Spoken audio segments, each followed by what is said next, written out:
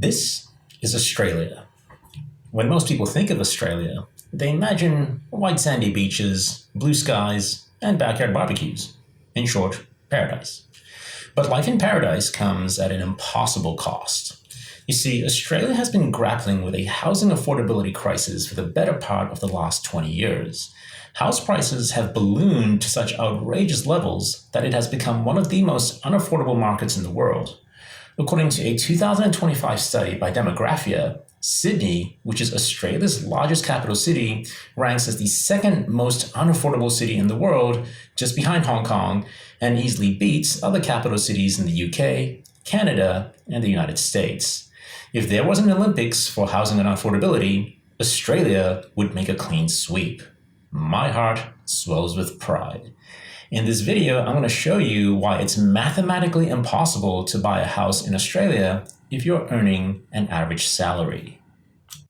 The following graph shows median house prices in Sydney versus the average annual wage from 1980 to 2024.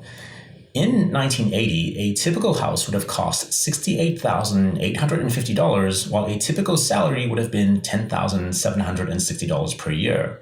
That ratio is about 6-to-1, meaning that if you worked a typical job and somehow managed to pay zero taxes and had absolutely no expenses, it would take you about 6 years to pay off a typical house. By the time we get to 2024, the median house price has exploded to $1.48 million, while the typical salary has risen to a little over $77,000 per year. That ratio is now 19-to-1, meaning that if you worked a typical job and somehow managed to pay zero taxes and had absolutely no expenses, it would still take you about 19 years to pay off a house. But here's the thing, you do pay taxes, and it's impossible to live with zero expenses. After all, you gotta pay for food, clothing, heating, lighting, insurance, haircuts, vehicle maintenance, medical services, and so on. By the time you take all this into account, that 19 years will easily balloon to 30 or even 40 years, which is about the length of your entire adult working life. This means that young people wanting to buy a house will become slaves to their mortgage. Forget about gap years. You will never be able to take any extended amount of time off work or go back to school and pursue a different career path. And you most definitely cannot afford to quit your job unless you want to have your home repossessed and end up living under a bridge. But it gets worse. As bleak as these numbers are, what they don't show is the amount of interest that you have to pay the bank on top of the exorbitantly overpriced house. You see, most of us don't have a spare $1 million lying around, so to buy a house, you save up for a down payment, which should be about 20%, and borrow the rest. Now, the bank is not going to lend you this money for free. They will charge what might initially seem like a reasonable amount of interest, about 5 to 7%. But when you consider the size of the loan, which could be close to $1 million, that 5 to 7% becomes quite substantial. In the following table, I have calculated the percentage of income required to service a mortgage for a median house across the 8 capital cities of Australia if you are on an average salary. Starting with Sydney, which is the most unaffordable city, you would need 135% of your income just to service your mortgage. This means that if you dedicated all of your after-tax income to paying the mortgage, it still wouldn't be enough. And the other capital cities are not far behind. This is why it is mathematically impossible to buy a house in Australia if you are earning an average salary. Put simply, the average house is no longer meant for the average person. So who is the average house meant for? A common rule of thumb is that if you spend more than 30% of your income on housing, then you are suffering from mortgage stress. Clearly, these people did not have Australia in mind when they came up with this rule. We can modify this table to ask a different question. How much income do you need to buy a house in Australia and not suffer from mortgage stress? In Sydney, you would need a gross income of $482,351 per year. In other words, close to $500,000, or 6 times as much as the average income in Sydney. All right, so the housing market is completely broken. But for every loser, there must be a winner. So who wins from this hyperinflated housing market? For one, the investors, such as the moms and dads from the previous generation who bought up all the investment property while the rest of us were still drooling into our pants or learning long division from Mrs. Barry in grade 5. But another quiet winner from the inflated housing market is the banking sector. Banks make profit by lending money. The more they lend, the more they profit. And when you have huge swaths of the population routinely borrowing close to $1 million, boy, are they making profit. This table shows the total amount of interest paid over the lifetime of a 30-year loan, assuming a 20% down payment and 6.5% average variable interest rate. For a typical home in Sydney, you would be paying an eye-watering $1.5 million in interest over the lifetime of the loan. It is no wonder that Australian banks represent some of the most profitable businesses in the economy. In fact, at the time of recording, the top 4 largest banks in Australia, Commonwealth, National Australia Bank, ANZ, and Westpac, have a combined market capitalization of $622 billion. At the time of recording, the total value of the Australian Stock Exchange is approximately $2.6 trillion. Therefore, Australia's 4 largest banks represent about 24% or a quarter of the Australian stock market, and they all profit immensely from a hyperinflated housing market. If you were a conspiracy theorist, you might say that there are those in power who do not want house prices to come down. If you're like me, then you're probably ready to throw in the towel. But worry not, because I'm going to tell you 5 things you can do right now that will put you on the fast track to home ownership. The first is to inherit money, or as I like to call it, the bank of mom and dad. However, this requires 2 things. The first is rich parents. The second is to be on good terms with said rich parents.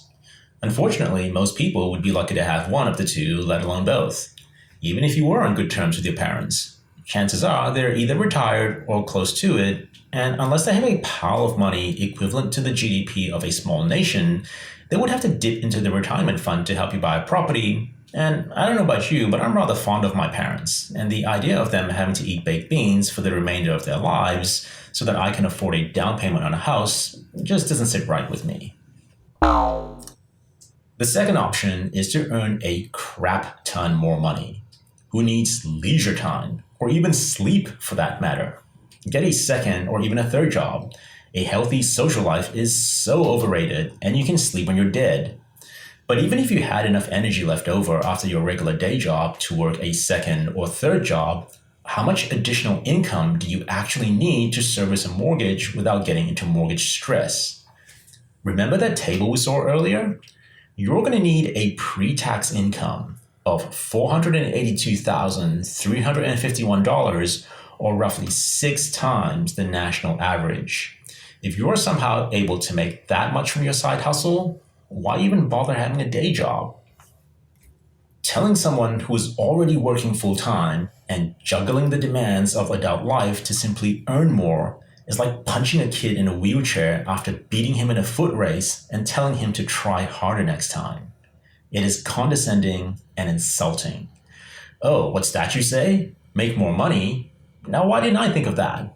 Hold my beer while I shove a banana peel into my flux capacitor, go back to the future, get a copy of the sports almanac, and bet everything on Bitcoin. I think you get my point. The third option is to rent for life. Renting is a relatively more affordable alternative to home ownership. Even then, it's not exactly cheap. At the time of recording, the median rent in Sydney is about $870 per week, or roughly $3,700 per month, which is about 67% or 2/3 of the average income in Sydney. It is by no means affordable, but still significantly cheaper than buying a house. However, renting for life comes with at least 2 problems. Firstly, There is no security of tenure. This means that with a reasonable amount of notice, usually 1 to 2 months, the landlord can kick you out. This might happen if they want to sell the property or offer it to another tenant. Unfortunately, this would be incredibly disruptive to you, especially if you have kids who are currently attached to a local school. Secondly, renting represents an ongoing weekly expense. This might be fine if you are working and earning an active income. However, during the retirement phase, you would be dependent on passive income, and this may not be enough to pay for rent, forcing you to compromise on your quality of life just to make ends meet. Plenty of studies have shown that people who continue to rent into retirement are significantly financially worse off compared to those who own their property. The fourth option, which honestly is the most likely scenario for many young people, is to be part of a dual income household. This means that both partners in a relationship need to be working full-time jobs, which you're probably going to be doing anyway. However, this presents a problem if you are planning to start a family, as one person will likely have to take time off work at some point to look after the kids, at least in the early years, and we've already established that it's not economically feasible to do so. As such, young couples in Australia are increasingly delaying childbirth or giving up on having a family altogether, as it's becoming a life path that many young people simply can't afford. Of course, this doesn't help the nation, as Australia, like many developed countries, has an aging population, whereby an increasing number of elderly people are entering their retirement phase with fewer and fewer young people to support them. The fertility rate currently stands at 1.5 children per woman, which is the lowest it has ever been and well below the replacement rate of 2.1 children per woman. The government's response to this population time bomb is to dramatically increase immigration, and Australia has one of the highest levels of immigration in the world relative to its population. This creates a chicken and egg problem because as migration levels rise, more demand for housing is created. And with the supply side unable to keep up, the only way for house prices to go is higher, which makes it even more impossible for young couples to start a family, which further lowers the birth rate, and on we go. So the only real way for many young couples to afford a house in Australia is through dual income. But this comes at the cost of having a family. And if this is something you deeply desire, then it is a profoundly sad outcome. What is the point of having a family home if there is no family? The last option is to simply give up on home ownership altogether. Why buy a house when you can live in your mom's basement forever and rent-free? Women get really turned on when they have to sneak quietly through your house because you don't want to make too much noise and wake your parents up. Trust me, as a practicing virgin, I speak from experience. There's nothing wrong with living at home, you just have to give up some independence and a healthy amount of self-respect. And if you're really good, your parents might even let you stay up past midnight. So there you have it. 5 ways to navigate this housing affordability crisis. If you found this video entertaining or useful, then please consider subscribing and leaving a thumbs up. It really helps. Who knows? I might even be able to move out of my mom's basement. Please help me move out. Please?